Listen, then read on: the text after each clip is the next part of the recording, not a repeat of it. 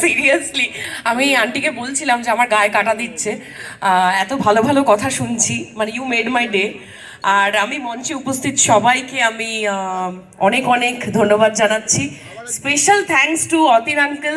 উনি যখনই কোনো অনুষ্ঠান হয় আমাকে মনে করেন, আচ্ছা, উনি যখনই কোনো অনুষ্ঠান হয় তখনই আমাকে মনে করেন। আর আরেকটা জিনিস যেটা আমার খুব ভালো লাগছে, যে সত্যি খুব বাঙালিরাই হয় খাদ্যরসিক, আর আমি একদম ওতপ্রোতভাবে বাঙালি।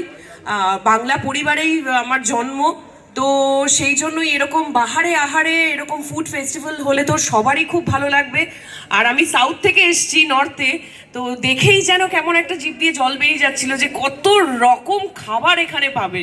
আর এই কাশীপুরে বোধহয় এটি প্রথম বছর যেটা ফুড ফেস্টিভ্যাল হচ্ছে আমার তরফ থেকে প্রত্যেকটি মেম্বারকে, কারণ এত বড় একটা মেলা তো একা একজন করতে পারে না, এর সাথে একটা অসংখ্য বড় টিম দরকার।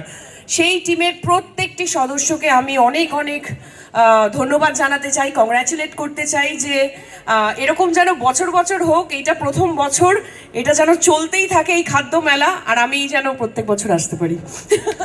খুব ভালো লাগছে অতীন আঙ্কেল, এইটা মানে